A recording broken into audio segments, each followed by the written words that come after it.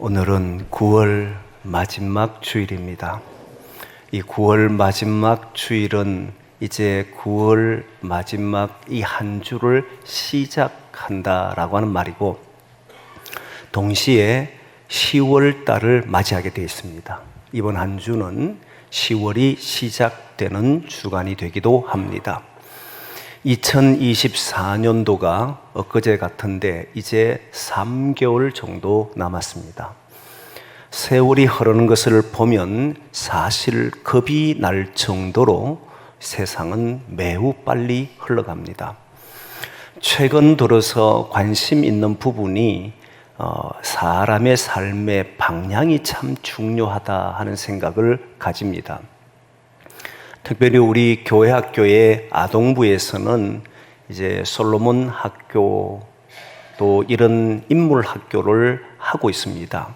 특별히 솔로몬을 통해서는 그의 삶의 방향이 어디였을까? 무엇을 위해 그는 걸어갔을까? 이것을 가지고 공부를 하게 되는데 매우 힘들다 하는 이야기를 들었습니다. 그리고 집에 가서 그 내용을 보면서 또 아동부에서 내어준 자료를 가지고 성경에 있는 내용을 이해도 하고 질문도 만들어 보는데 너무너무 힘들다 하는 이야기를 들었어요. 저는 그 이야기 들으며 매우 반갑다 생각을 했습니다.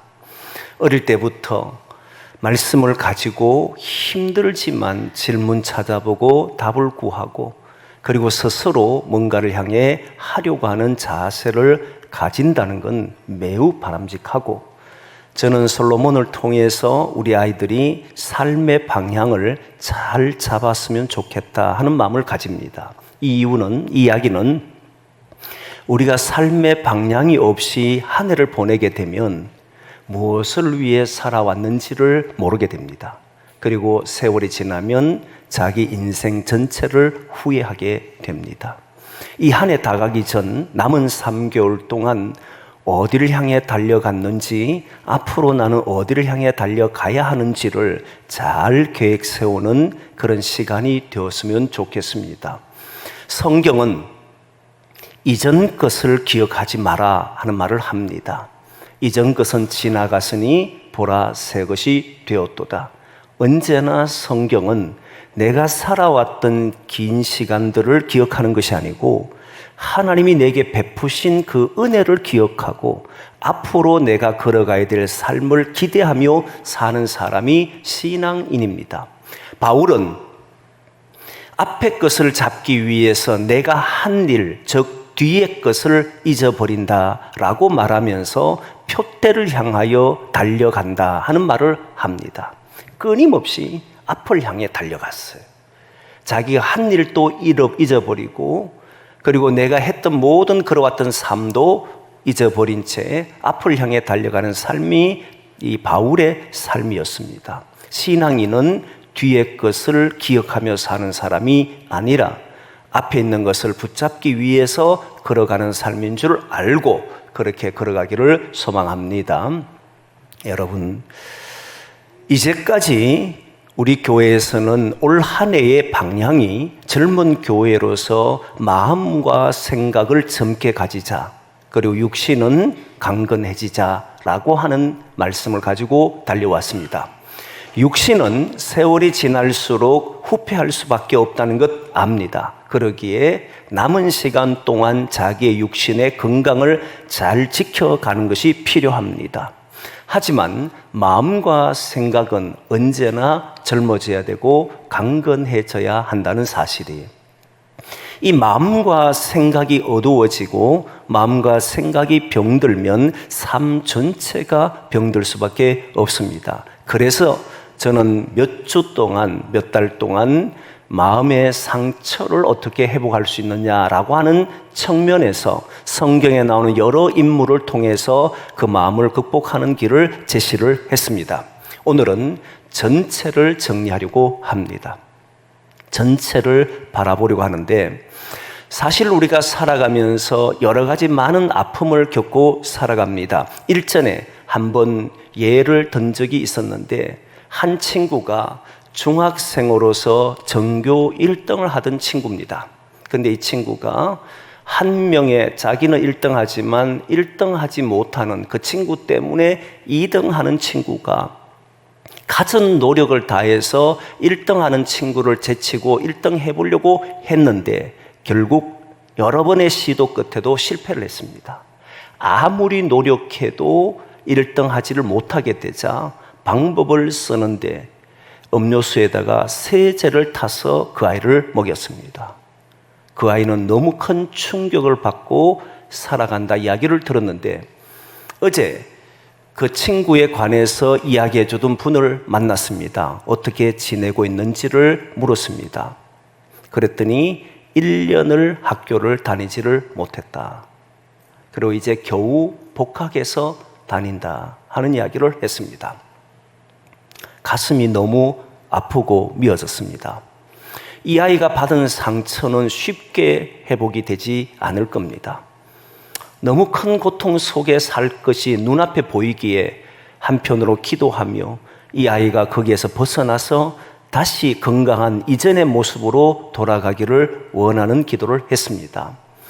사랑하는 성도 여러분, 우리는 이렇게 살아가면서 상처를 주며 또 상처를 받으며 살아가고 있습니다. 과연 그렇게 살지 않을 수 있을까? 이렇게 살지 않고 살아갈 수 있는 방법은 있을까?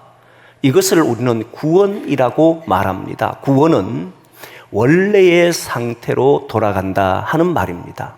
원래의 상태로 돌아간다는 말은 좁은 의미로서는 몸에 병이 생긴다면, 건강을 잃어버렸다면 다시 건강한 상태로 돌아가는 것을 보고 구원이다라고 말합니다. 그러나 인간은 여러 가지 삶을 살아가면서 몸의 질병만을 가지고 사는 것이 아니라 다양한 어려움 속에 살아갑니다. 그 이유가 뭐냐 했을 때 넓은 의미로 기독교적인 용어로서 구원을 이야기할 때는 하나님과의 관계가 떨어짐으로써, 관계가 깨어짐으로써 일어난 사건으로 봅니다. 하나님과의 관계가 떨어지고 나니까 인간은 살기 위해서, 그 살아가기 위해서 온갖 방법을 동원하는데 하나님이 계시지 않는 세상이 되니 인간은 두려움과 불안 속에서 그 두려움과 불안을 극복하려고 욕심을 내고 더 가지려고 하고 성을 쌓으려고 하고 자기를 지키려고 하는 이런 모습 때문에 주위와 언제든지 싸울 수가 있고 경계하고 그리고 화를 내고 무너뜨리려고 하고 이렇게 할 수밖에 없더라는 거예요. 여기에서 벗어날 수 있는 길은 하나님과의 관계를 회복하는 길이다 라고 하는 것이 기독교에서 말하는 구원입니다. 오늘 야곱은 그런 구원의 경험을 하게 됩니다.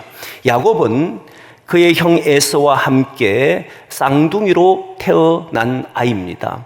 근데 이 야곱은 어머니 뱃속에 있을 때부터 이미 싹이 보였던 친구예요. 어떤 싹이 보이느냐 하면, 여러분 보통 부모님들이 자녀를 낳고 나면 니 때문에 못 살겠다 하는 말을 간혹 할 때가 있잖아요. 그 말은 괴로울 때 하는 이야기입니다.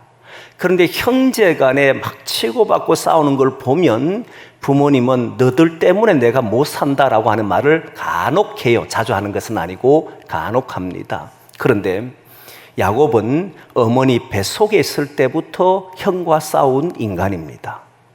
어떻게 할 수 있는가? 성경에서는 수많은 사람이 나오는데 어머니의 뱃속에서부터 싸웠다는 표현은 야곱과 에서와에서만 나옵니다. 여러분 성경을 보면 리브가가 자기 남편 이삭과 결혼할 때 그 이삭은 나이가 40세였습니다. 그리고 20년 동안 아기를 가지지 못하다가 60세에 아기를 가졌습니다. 그때 쌍둥이를 가진 겁니다. 근데 이 쌍둥이를 가졌는데 어머니가 성경 창세기 25장의 말씀, 특별히 표준세번역으로 보면 너무너무 괴로웠다는 거예요. 복중에 이 아이들 때문에 너무 괴로워서 이 말을 합니다. 너무 괴로워서 내가 못 살겠다. 그래서 하나님께 묻습니다. 이게 도대체 무슨 일인가 싶어서, 내가 왜 이렇게 괴로워해야 되냐 싶어서 묻습니다. 그랬더니 하나님께서 두 국민이 내 태중에 있다, 두 나라가 너의 태중에 있다라고 말씀을 합니다. 그리고는 큰 아이가 작은 아이를 섬길 것이다. 이렇게 이야기를 해요. 그러니까 이미 태중에서부터 야곱은 형과 치고받고 싸웠다는 말입니다. 그리고 태어날 때도 기가 막힙니다. 태어날 때 자기 형의 발목을 잡고 발 뒤꿈치를 잡고 태어나는 애가 어디 있습니까? 근데 성경은 그렇다라고 증언하잖아요. 야곱은 태어날 때부터 이건 못 가져서 막 안달난 친구처럼 성경은 표현해놨습니다. 실제 자라면서 그것이 그대로 이루어졌습니다. 뱃속에 있을 때부터 싸웠던 이 야곱은 틈만 나면 장자권을 차지하려고 했습니다. 그러다가 기회가 왔고 팥죽 한 그릇 때문에 형을 속이고 장자권을 차지하는 인간이 됩니다. 이후에 아버지가 나이가 많아서 죽을 때가 가까웠다는 사실을 알고는 축복을 하려고 에서에게 사냥을 해와서 별미를 만들어서 내게 달라라고 했는데 그것도 가로채서 아버지의 축복을 가로챈 사람이 야곱입니다. 그때 어머니는 이 사실을 알고 야곱에게 네가 들어가서 축복을 받아라, 에서 대신 받아라고 말합니다. 그러자 야곱은 아버지에게 축복을 받기는커녕 저주를 받을까 두렵습니다라고 말합니다. 그러자 어머니는 그 저주는 내가 받을 것이다 라고 이야기를 해요. 그렇게 해서 결국 야곱은 어머니와 모의하고 어머니의 말대로 형 대신에 축복을 가로챕니다. 아버지와 형은 이것 때문에 통곡합니다. 특히 형은 통곡을 했잖아요. 근데 우리는 이 말씀을 가지고 일전에 나눈 적이 있습니다. 야곱의 행동, 어머니의 행동이 정당한가? 저는 정당하지 않다고 생각합니다. 야곱은 우리는 흔히 말하기를 이렇게 축복은 가르치려고 해야 한다고 가르치는 사람도 있습니다. 저는 그 말을 반기지를 않습니다. 옳다라고 보지를 않습니다. 야곱은 이 축복을 가르침으로써 그의 인생이 어려워졌습니다. 그는 어머니 아버지 집을 떠난 적이 없는 그가 떠나야 되었고 형으로부터 위협을 당하게 되었습니다. 그리고 야곱은 어머니에게 들은 이야기를 통해서 밧단 아람의 집으로 가지만 외삼촌 집으로 가지만 약 800km가 되는 거리에 떨어진 곳을 향해 갑니다. 그때 어머니가 이렇게 말합니다. 야곱아, 네 형이 지금 화가 많이 났다. 근데 네를 죽이려고 한다. 내가 네를 어떻게 잃겠느냐? 네 외삼촌 집에 잠시 가서 피해 있어라. 네 형이 화가 풀리면 그때 네를 데려오겠다. 여러분, 놀랍게도 그 어머니는 그 사랑하는 야곱을 다시 보지를 못합니다. 그날로 다시 얼굴을 볼 일은 없었습니다. 20년 뒤에 돌아왔을 때는 아버지도 어머니도 이미 세상을 떠났습니다. 이 큰 아픔, 그리고 그곳에 가서 온갖 고생하는 모든 일들은 그가 하나님의 약속을 믿고 기다리지 못하고 인간적인 잘못된 행위를 통해서 일어난 일로 봅니다. 결코 그걸 칭찬할 수 없다는 겁니다. 그런 야곱이 라반의 집에 가서는 전혀 다른 사람이 됩니다. 인생의 전환점이 일어났었는데 그 전환점이 어디에서 일어났냐면 오늘 본문 베델의 사건입니다. 베델에서 하나님을 만나는 사건이 일어났던 겁니다. 베델에 도착했을 때 그는 잠에 취합니다. 베개를 하나 베고 돌베개를 베고 잠을 잘 때 그때 꿈에서 보니 사닥다리가 하늘 끝에 닿았고 또 보니까 거기에 주의 사자가 오르락내리락 하는 것을 봅니다. 그리고 또 보니까 그 위에 하나님께서 여호와께서 거기에 계시고 그때 하나님의 음성을 듣습니다. 나는 내 조부 아브라함의 하나님이다. 너희 아버지 이삭의 하나님이다. 그러면서 아브라함과 이삭에게 아브라함에게 약속했던 복의 통로가 되는 약속을 야곱에게 합니다. 그리고 내가 너와 함께 있어 내 아버지 집으로 다시 돌아오게 하겠다. 내가 내게 이루고자 하는 것을 다 이루기까지는 너를 떠나지 않겠다는 말씀을 15절의 말씀을 통해서 합니다. 그때 야곱은 꿈을 깨고 난 이후에 했던 첫마디가 하나님이 여기 계신 줄을 알지 못했습니다 라고 하는 말을 합니다. 그리고 거기에 돌을 세워서 하나님의 집이다라고 이야기하면서 하나님에게 3가지 약속을 합니다. 만일 하나님께서 나와 함께 하셔서 내가 아버지의 집으로 다시 가게 하신다면 저는 약속을 하겠습니다 해서 서원을 합니다. 그것이 세 가지예요. 하나는 당신이 나의 하나님이 될 겁니다. 두 번째는 여기에 세운 기둥, 세운 이 기둥을 하나님의 집으로 삼겠습니다. 마지막 하나는 내가 가는 모든 곳에서 내게 주신 것으로, 하나님이 내게 주신 것으로 10분의 1을 드리겠습니다. 이 약속을 했어요. 서원을 했습니다. 갑자기 여러분 왜 이 서원을 합니까? 야곱이 그냥 꿈을 꿨을 뿐인데, 꿈을 통해서 내가 너와 함께 하겠다, 내가 한 모든 일들을 너와 이렇게 이루기까지는 내가 너를 떠나지 않겠다 하는 그 약속을 받았을 뿐인데, 야곱은 여기에서 일어나 갑자기 약속을 하더라는 거예요.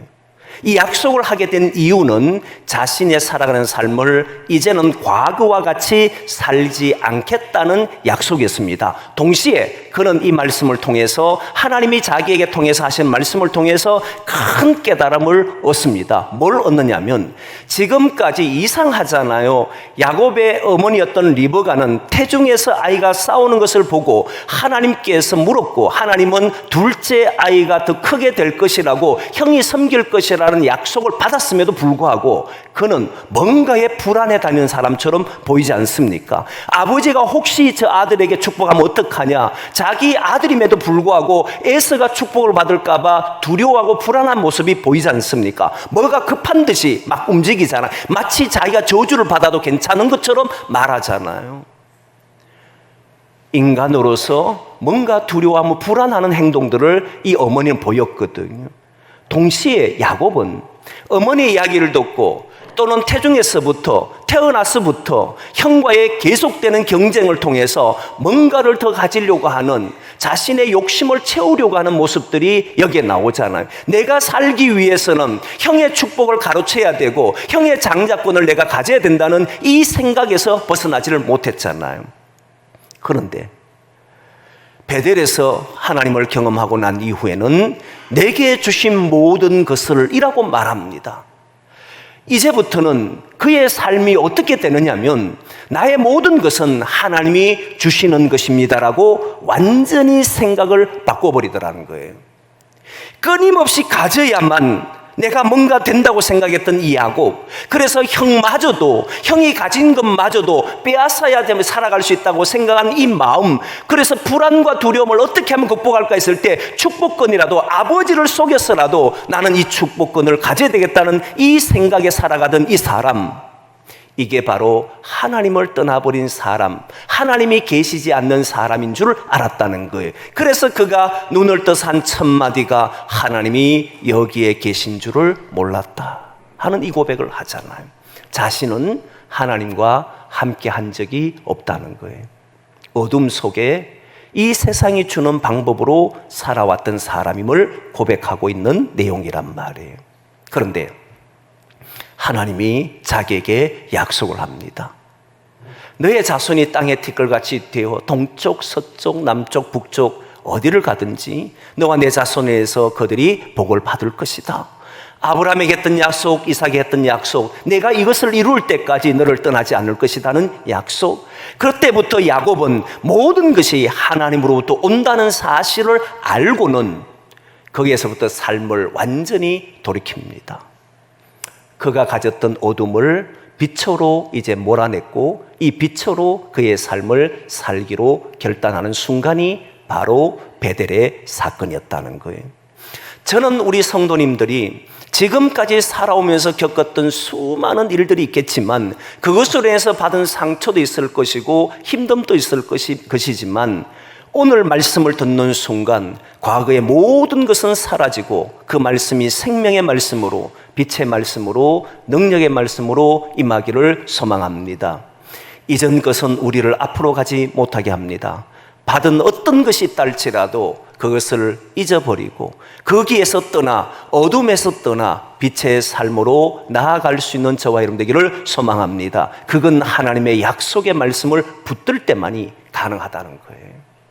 야곱은 하나님 안에 있지 못했을 때 자신의 삶이 어둠이란 것을 깨닫지를 못했습니다. 자신은 약속을 받은 사람이지만 뭔가를 인간의 노력이나 인간의 수고나 인간의 경쟁을 통해 이겨야만 이것을 얻을 수 있다고 생각했지만 그는 베델에서 하나님이 주셔야만 이룰 수 있다는 사실을 깨닫고 살아가게 됩니다. 하나님이 그에게 임하셔서 말씀 주신 이 말씀은 그가 살아가는 모든 삶의 기준이 되었고 그 삶의 전환을 일으켰던 말씀이 바로 베델의 말씀이었다는 거예요. 오늘 저와 여러분들이 모일 때마다 저와 여러분들이 한 주간 살아가면서 겪었던 아픔들, 저는 그 아이가 자기의 친구로부터 받았던 상처받은 아이가 이제 주의 전에 나갈 때마다 많은 일들을 들을 때마다 주의 말씀을 통해 거기에서 회복되기를 소망합니다. 여러분들도 저도 매주일 주님 강단에서 매주를 예배드리면서 그 속에서 주님의 음성을 듣고 한 주간에 받았던 많은 일들과 지나온 모든 세월들의 일들이 다 잊어버리고 잊을 수 없지만 주의 말씀으로 치유되고 회복되고 앞을 향해 걸어갈 수 있는 복된 사람들이 되기를 소망합니다. 그게 주의 말씀의 능력이라는 거예요. 그 결단을 해야 이전의 어둠의 삶으로 나는 살지 않겠노라. 내가 받은 상처로 나는 내 길을 열지 않겠노라. 나는 이제 주의 말씀으로 나와 함께 하신다는 믿음으로 나의 길을 걷겠노라. 이 고백이, 이 결단이 우리의 삶을 새롭게 만드는 줄 믿습니다. 그렇게 되기를 소망합니다. 그러나 여기에서 중요한 말씀을 드리려고 합니다. 여기에서 중요한 말씀은 야곱이 이 말씀을 들었지만 그 삶은 여전히 어렵고 힘든 삶을 삽니다. 이게 무슨 이야기냐면 여러분, 야곱이 하나님의 말씀을 듣고 그 말씀에 따라 살면서 빛으로 사는 건 분명해요. 하지만 그 삶에 놓여진 것은 변화가 별로 없었습니다. 애석하게도. 여러분 잘 생각해 보면 어둠이 있는 어둠에 있는 방에 들어가면 물건이 어디 놓여있는지를 몰라서 막 부딪힐 수가 있잖아요. 낯선 방에 들어가면. 그런데 빛을 비췄다고 해서 그 물건은 사라지는 게 아닙니다. 여전히 존재한다는 사실이.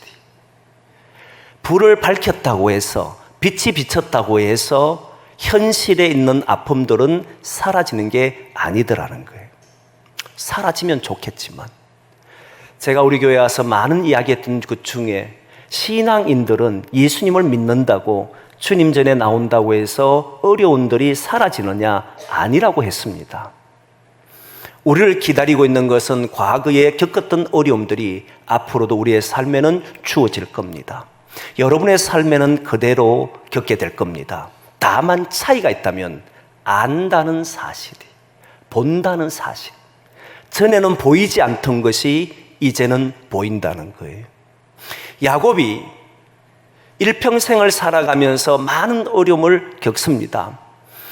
외삼촌 라반의 집에 갔을 때 라헬을 사랑했음에도 외삼촌은 라헬을 준다는 약속을 하고는 그를 속였습니다. 그리고 원치 않는 결혼을 했습니다. 그런 세월을 보내던 중에 그는 10번이나 품삯을 어기는 자기 외삼촌을 봅니다.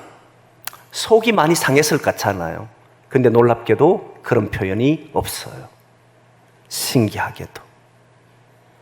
야곱은 알았습니다. 사람은 자신이 욕심과 두려움과 불안 속에 살 때는 무엇이든지 한다는 사실을 알았습니다. 어둠에 있을 때는 몰랐습니다. 자기가 욕심을 부리고 형의 것을 빼앗을 때도 아버지를 속여도 그는 문제가 없다고 생각했습니다. 그러나 베델에서 하나님을 만나고 난 이후, 하나님의 말씀을 듣고 난 이후에 야곱은 모든 인생은 이렇게 살아간다는 것을 깨닫게 됩니다. 밝히 알게 됐습니다. 그때부터 야곱은 그 길을 택하지를 않았습니다. 라반이 속여도 어떤 일을 해도 그의 모습에는 어둠을 가지지를 않으려고 합니다. 오히려 빛으로 그 일을 대해 나갔던 겁니다. 한 번은 야곱이 아들을 잃어버리고 요셉을 잃어버리고 난 이후에 약 20년이 지나서 다시 만납니다. 긴 세월이 지나서 만난 후에 야곱을 만나고 요셉을 만나고 그리고 바로 왕 앞에 서게 됩니다. 그러자 바로 왕이 묻습니다. 네 나이가 몇이냐? 그러자 야곱이 내 나이가 130년입니다. 130세라고 이야기했습니다. 130세입니다. 그런데 묻지도 않은 말을 한마디 합니다. 그 말은 그러나 나는 험악한 세월을 보냈습니다. 왜 하나님이 그와 약속을 했고 지키신다고 했고 그리고 돌아오겠다고 했고 그의 일평생 그 약속을 이루기까지 떠나지 않는다고 했는데 야곱은 나는 험악한 세월을 보내었다라고 말할까요? 이유는 험악한 세월은 앞에서 치워진 게 아니라는 거예요. 험악한 세월이 눈으로 보였다는 겁니다. 그전에는 보이지 않던 그냥 살아가던 이 사람이 이제 하나님의 말씀을 듣고 깨닫고 난 이후에 보니까 인생이 어떻게 주어지는지를 알고 모든 인간은 이 속에서 하나님을 떠나버린 인간은 여기에서 서로에게 고통과 아픔을 주며 살아간다는 사실을 알게 되었다는 거예요. 그리고 그는 어둠으로 다시 들어가는 것이 아니라 나는 빛으로 나는 이 험악한 세월 속에 하나님과 함께하는 사람으로 살아가기로 결단한 사람이 야곱이었다는 거예요. 사랑하는 성도 여러분, 여러분 앞에 있는 것은 여전히 어려움이 있을 겁니다. 힘듦이 있을 겁니다. 부딪히는 문제도 있을 겁니다.